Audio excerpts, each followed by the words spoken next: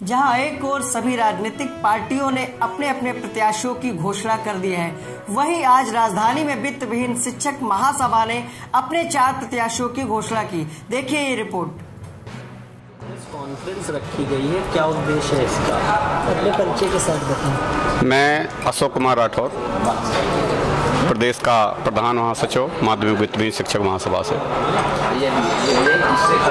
आज माध्यमिक शिक्षकों में पूरे प्रदेश में जब से उमेश द्विवेदी जी हमारे संगठन के प्रदेश अध्यक्ष हुए हैं, उमेश जी और संजय मिश्रा जी के संघर्ष के बाद सारे शिक्षक समाज को, चाहे वह वित्त विहीन का हो, तदर्थ का हो, कंप्यूटर का हो, व्यवसायिक का हो, पुरानी पेंशन वाले लोग हों जो वंचित रह गए हैं, इनको सभी को एक आशा हुई है कि अगर इनकी टीम बहुत अच्छी हो जाए तो निश्चित तौर पर प्रदेश के शिक्षकों का कल्याण होगा। 2020 में ग्रेजुएट और टीचर्स की मिलाकर के 11 सीटों पर चुनाव होने जा रहा है। उसमें से महासभा ने आज 2 शिक्षक और 2 ग्रेजुएट सीटों पर अपने प्रत्याशी घोषित कर दिए। शिक्षक सीट बनारस से डॉक्टर कृष्ण मोहन यादव और शिक्षक सीट आगरा से हमारी महिला प्रकोष्ठ की प्रदेश अध्यक्षा सुश्री रेणु मिश्रा जी, जो संघर्ष की पर्याय हैं, ये यहाँ से चुनाव लड़ेंगी। स्नातक निर्वाचन खंड में लखनऊ शिक्षक खंड से श्री BK शुक्ला हमारे प्रत्याशी होंगे और प्रयागराज झांसी से डॉक्टर बाबूलाल तिवारी जी हमारे प्रत्याशी होंगे।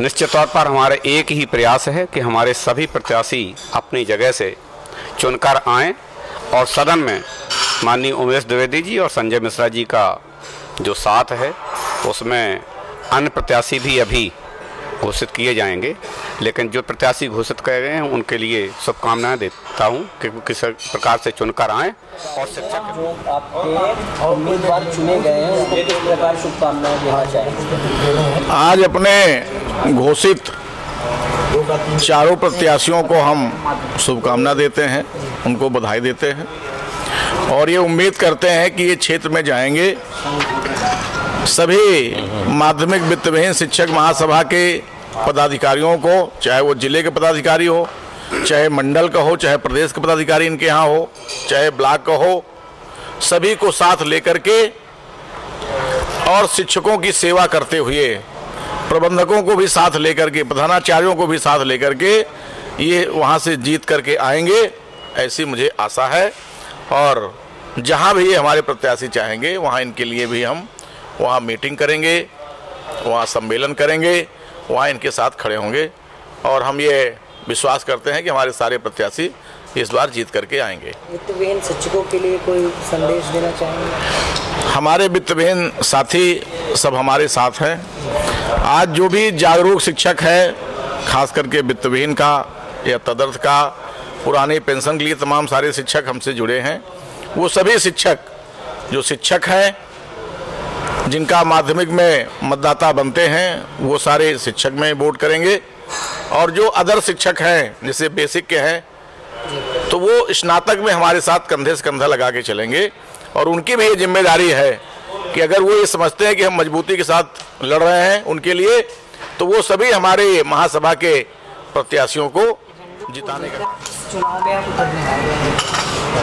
रेणु मिश्रा, प्रदेश अध्यक्ष महिला प्रकोष्ठ माध्यमिक वित्त विहीन शिक्षक महासभा, प्रधानाचार्य अटल बिहारी वाजपेयी इंटर कॉलेज शाहजहांपुर। हमारा जो हमको संगठन ने प्रत्याशी बनाया है, इसके लिए संगठन का बहुत बहुत आभार। और जो संगठन का निर्णय है, हम तो शिक्षकों के लिए हित के लिए लड़ाई लड़ रहे हैं और हमारी एक ही मांग है, सरकार से भी थी, और इनके अधिकारों के लिए इनको सम्मान मिले और सम्मानजनक मानदेय मिले, यही हमारा एजेंडा है। और इसी को लेकर तो अपने परिचय के साथ बताइए कि किन एजेंडों को लेकर ये चुनाव लड़ने वाले हैं? मैं doctor Babulal Tiwari, Bundelkhand degree college Jhansi में प्रिंसिपल हूँ और माध्यमिक वित्त विहीन शिक्षक संघ का प्रत्याशी मुझे आज घोषित किया गया है। मैं आदरणीय द्विवेदी जी का, जो हमारे अध्यक्ष हैं, आदरणीय संजय मिश्रा जी जो हमारे कार्यकारी अध्यक्ष हैं, आदरणीय राठौर साहब का और सारे जो यहाँ लोग बैठे पदाधिकारी हैं संगठन के, मैं उनका सबका शुक्रगुजार हूँ, सबको आभार ज्ञापित करता हूँ।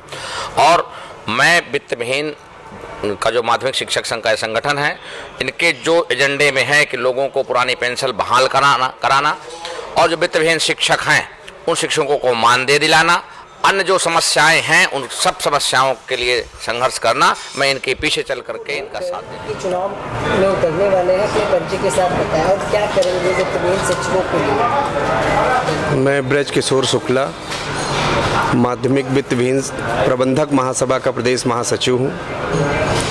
और पहले तो मैं इस संगठन के सभी पदाधिकारियों को अपनी ओर से आभार व्यक्त करता हूँ कि आप सब ने हम पर विश्वास जताया है।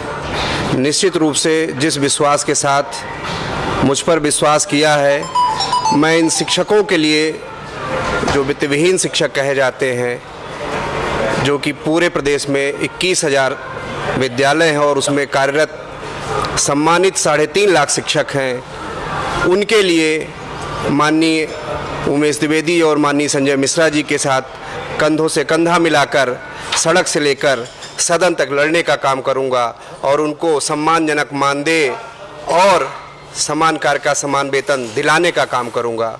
और जो भी हमारे स्नातक भाई हैं, बेरोजगार स्नातक भाई हैं, उनके लिए भी हम जो भी कंपटीशन होते हैं उनमें जो भी शुल्क लगते हैं उस शुल्क को सरकार से निःशुल्क कराने का, और जिस दिन वो यात्रा करते हैं परीक्षा के लिए, निःशुल्क यात्रा और उनके सम्मान के लिए सड़क से लेकर सदन तक लड़ने का काम करूंगा। तो हमारे प्राथमिक शिक्षक संघ के जो भी पदाधिकारी हैं, जो भी शिक्षक हैं हमारे, उनकी जो पुरानी पेंशन की मांग है और सभी पूरे प्रदेश के समस्त सभी कर्मचारियों की जो पुरानी पेंशन की मांग है, उसके लिए भी हम लड़ने का काम करेंगे।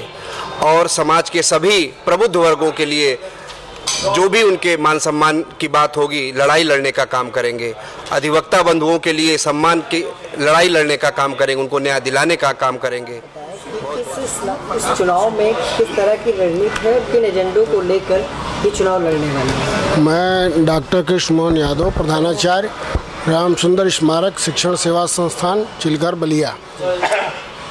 सर्वप्रथम आज के इस हमारे संगठन के द्वारा जो बैठक की गई, इस बैठक में आगामी जो 2020 का चुनाव होने वाला है शिक्षक निर्वाचन का, उसमें हमको प्रत्याशी बनाया गया वाराणसी निर्वाचन खंड से। तो सर्वप्रथम प्रदेश नेतृत्व के साथ मैं अपने प्रदेश अध्यक्ष को इसके लिए बहुत बहुत बधाई देता हूं। जैसा कि आपकी महासभा कई प्रदर्शन कर चुकी है, सरकार से कई डिमांड कर चुकी है, लेकिन उन डिमांडों पर किसी तरह का ध्यान नहीं दिया गया है। तो जीतने के बाद किस तरह की कार्रवाई आप लोगों की है? सर्वप्रथम तो उत्तर प्रदेश के माध्यमिक शिक्षा में आज जो 87% शिक्षक जो योगदान दे रहे हैं वह रोजी पा करके रोटी के लिए मोहताज हैं। तो उनके रोटी की व्यवस्था के लिए जो भी हमारे संघर्ष होंगे सरकार से, और जो भी दिशा निर्देश हमारे प्रदेश अध्यक्ष के द्वारा संगठन से जाएगा, उसके लिए हम सब संघर्ष करेंगे। और निश्चित रूप से इन शिक्षकों का पूरे देश के राष्ट्रीय साक्षरता दर के वृद्धि कराने में इनका सहयोग रहा है। और आज ये विद्यालय पूरे ग्रामीण इलाके में स्थापित है, जहाँ शिक्षा की पूरी जिम्मेदारी इनकी है। और वहाँ के शिक्षक आज बहुत ही पीड़ित हैं। सरकार से तमाम संघर्षों के पश्चात आज वो असहाय हैं, और यही संगठन आज उनकी लड़ाई लड़ रहा है। हम सब इस संगठन को मजबूत करेंगे और हर स्तर से सरकार से उनकी मांगों को बताइए कि जो चुनाव होने वाले हैं उनके उम्मीदवारों के लिए क्या शुभकामनाएं, किस प्रकार से वो कार्य करेंगे? मैं निशी श्रीवास्तव, प्रांतीय महासचिव महिला प्रकोष्ठ लखनऊ। आज महासभा ने जो ये 4 प्रत्याशी हमारे घोषित किए हैं, मैं पहले तो महासभा को भी धन्यवाद दूंगी और अपने इन प्रत्याशियों को बहुत बहुत शुभकामनाएं दूंगी। और ये बात नहीं है कि इनको घोषित किया गया है तो ये काम कर रहे हैं, बल्कि पहले से भी ये बराबर शिक्षकों के लिए और विद्यालय के लिए, प्रबंधक के लिए कार्य करते रहे हैं। और मुझे आशा है कि आने वाले समय में भी ये हम शिक्षकों, प्रबंधक और विद्यालय के लिए उत्थान के लिए कार्य करेंगे। और जो समान कार्य का समान वेतन हम लोगों ने एक मुहिम बनाई नहीं है। मुझे आशा नहीं, विश्वास है कि जब हमारे ये चारों प्रत्याशी भी हमारे माननीयों के साथ सदन में पहुंचेंगे तो वो दिन दूर नहीं है कि हम वेतन। तो देखा आपने कि किस तरह से पुरानी पेंशन बहाली को लेकर भी शिक्षकों की लड़ाई लड़ने के लिए ये चार प्रत्याशी तैयार हैं और वही इनके अध्यक्ष उमेश द्विवेदी ने भी इनको शुभकामनाएं दी। तो देखते हैं कि किस तरह से विजय का पताका लहराने वाले हैं ये शिक्षक। इसी के साथ मैं विक्रम आपसे इजाजत चाहूंगा और ये कहूंगा कि हमारे चैनल को सब्सक्राइब करें और अगर आपको हमारी खबरें अच्छी लगती है तो कमेंट करके हमें जरूर बताएं।